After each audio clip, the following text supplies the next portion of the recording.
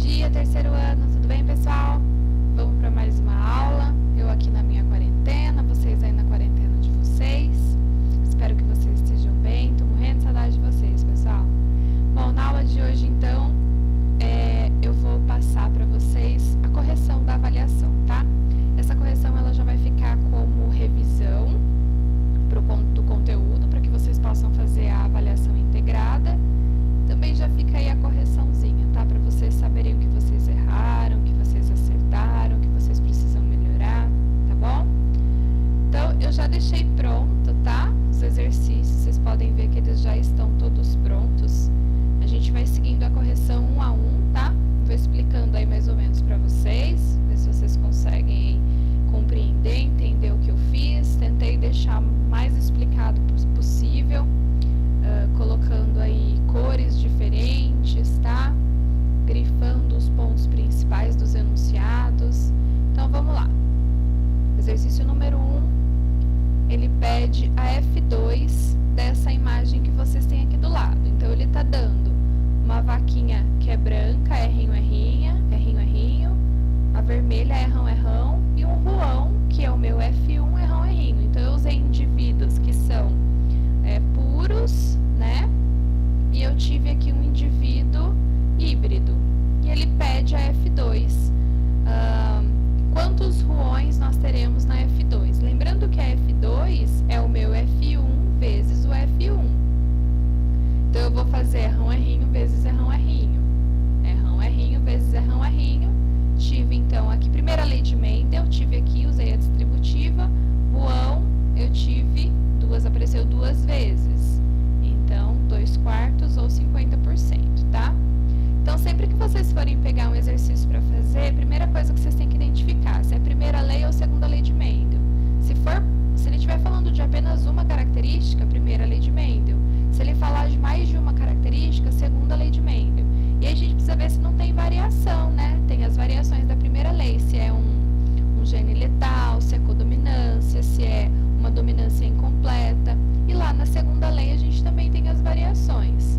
Então, vamos pegar o segundo exercício. Eu já grifei aqui para ficar mais fácil, tá? Ele está falando que a cor preta é dominante, marrom é recessivo, pelo curto e pelo longo. Então, dominante e recessivo respectivamente. Então, curto é dominante, longo é recessivo. Já montei a colinha aqui, tá? É mão preto, é minho marrom, é lão pelo curto, é linho pelo longo. E ele pede cruzamento entre indivíduos pretos de pelo curto heterozigotos. Preto de pelo curto, heterozigotos são diferentes. Então, é mão é minho, é lão é linho. Ele quer saber probabilidade de filhotes com o mesmo genótipo dos pais. Então, se eu cruzei esses indivíduos, qual a probabilidade de filhotes também é mão é minho, é lão é linho?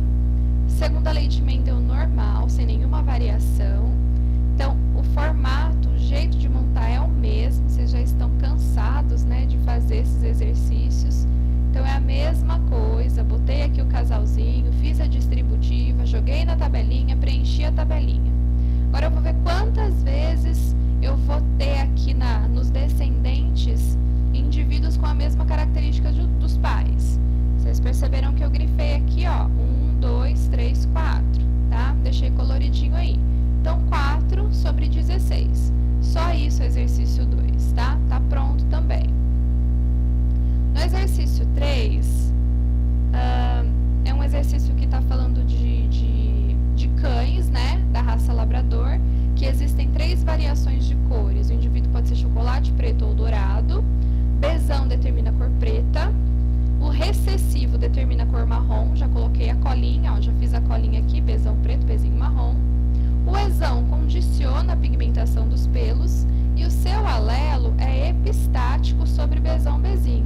Isso significa que o alelo dele recessivo é epistático sobre o bezão e o bezinho. Epistático significa inibição, tá? Então, esse indivíduo ele vai inibir a ação do preto e a ação do marrom, dando uma terceira cor, que é o dourado. E aí ele pede para cruzar indivíduos pretos duplo heterozigoto. Então, preto duplo heterozigoto, bezão, bezinho, exão, ezinho. fiz a distributiva, joguei na tabela e preenchi essa tabela. Ele quer saber a proporção da prole desses indivíduos.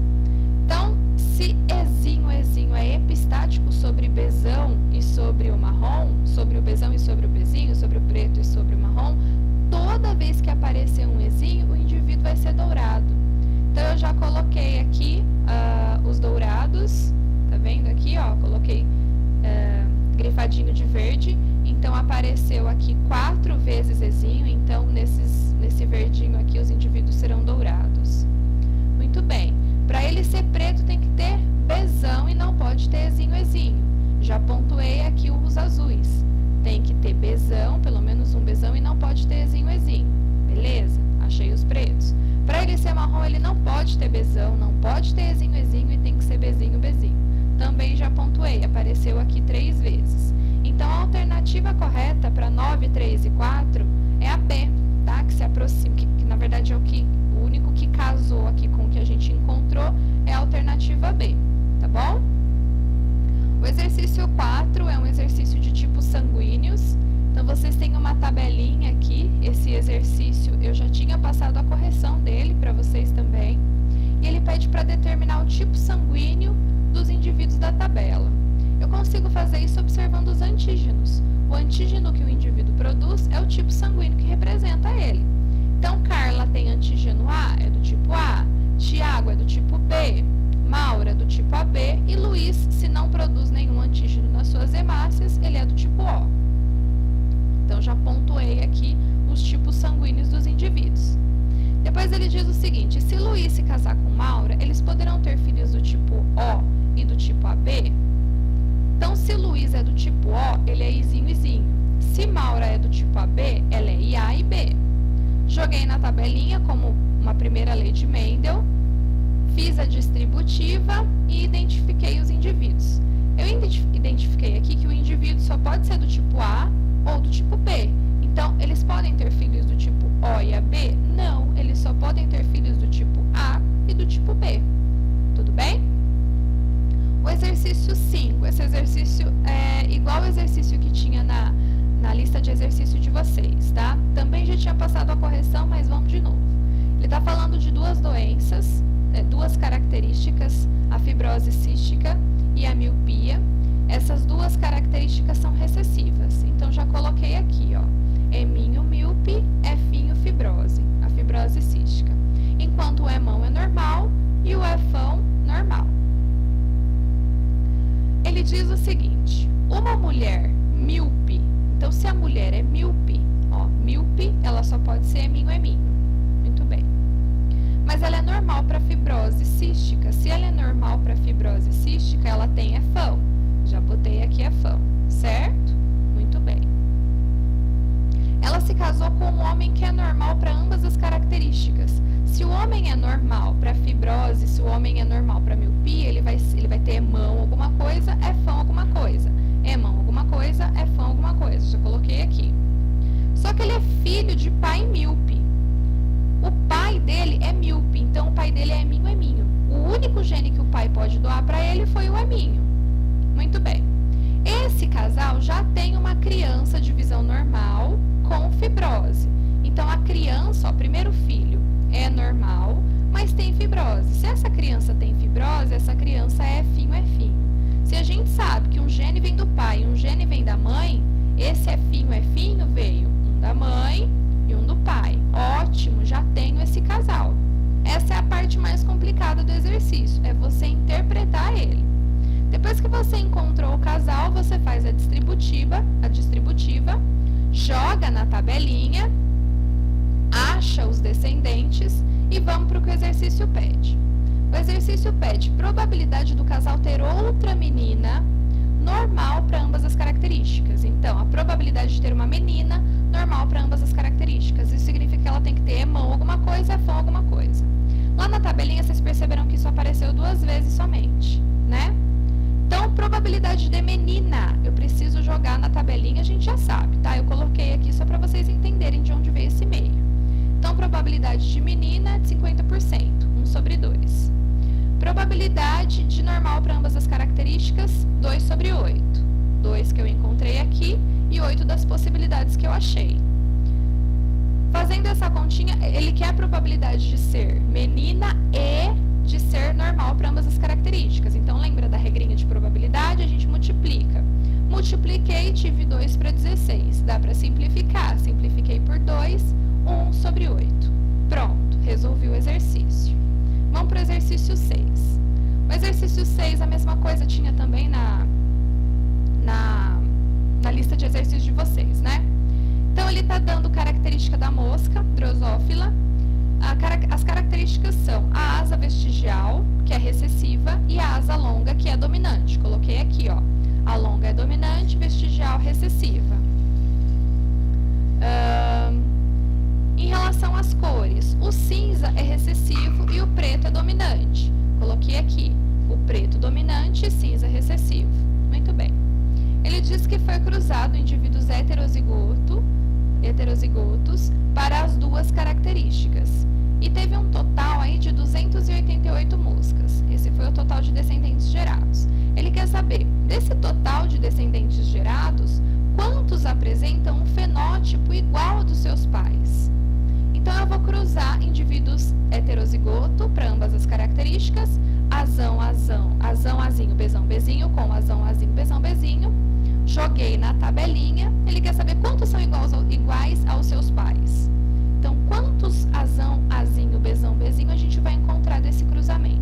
Vocês perceberam aqui, já deixei grifadinho de laranja para vocês. Encontramos 4 sobre 16. Muito bem.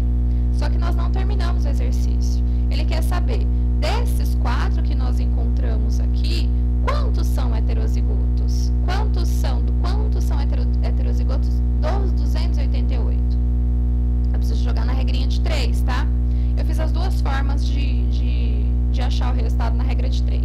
Então, você pode usar seu 100% corresponde aos seus 288 indivíduos que foram nascidos, que o exercício dá. Em 25%, que foi o que você achou aqui, se você fizer 4 dividido por 16, vai dar 25%. Dos 25%, quantos indivíduos você tem heterozigoto? Então, você jogou na tabelinha, jogou na regrinha de 3, você tem 72 indivíduos. Ou você pode fazer 288 corresponde a um total de 16, que é o seu total de nascimentos aqui. Quantos indivíduos você vai ter dos 4 que você encontrou? Mesma coisa, você vai ter o mesmo resultado. Seu x vai ser igual a 72, tá? Então, o resultado aqui é 72 indivíduos. Próximo exercício, esse aqui era um exercício extra, né? Você tinha a opção de fazer ou não. É um exercício relativamente simples, ele usa a primeira lei de Mendel, mas aqui nós temos uma variação da primeira lei de Mendel, que é a dominância incompleta. Ele diz que flores vermelhas foram cruzadas com flores brancas e produziram plantas com flores cor-de-rosa. Então, vocês perceberam que misturou a cor. Se teve uma mistura de cor, a gente consegue identificar que é um caso de dominância incompleta. Teve manifestação dos dois. Então, aqui não existe um dominante e um recessivo. Ambos são dominantes. Então, por isso que eu usei Vzão vermelho, Bzão branco. Percebam que eu não coloquei dominante e recessivo. E quando mistura os dois, nós temos flores cor-de-rosa. E aí, ele pede o seguinte, o exercício. Cruzamento entre plantas de flores cor-de-rosa resultam plantas com flores. E aí pede para vocês assinalarem aqui. Então, eu vou cruzar cor-de-rosa com cor-de-rosa. Joguei aqui, ó. Vzão, Bzão, Bzão, Bzão. Primeira lei de Mendel. Cruzei. Vocês perceberam a legendinha que eu fiz aqui. Vzão, Bzão, vermelho. Vzão, Bzão, Vzão, Bzão, cor-de-rosa. E Bzão, Bzão, branco. Então, a legendinha tá bem tranquila aqui. Se vocês lerem a alternativa A, B, C, D, vocês vão ver que aqui a única que vai casar aqui é a B. Das 3 cores prevalecendo cor-de-rosa. Nós tivemos as 3 cores, porém, em maior quantidade, os indivíduos de flores cor-de-rosa. Tá, pessoal? Então, essa foi a correção da avaliação de vocês. Se vocês tiverem dúvida, vocês podem mandar um e-mail, tá? Pode escrever lá qual a dúvida de vocês, eu pontuo no exercício, tá bom? Por hoje é só, um beijo e um abraço virtual para vocês e até a nossa próxima aula.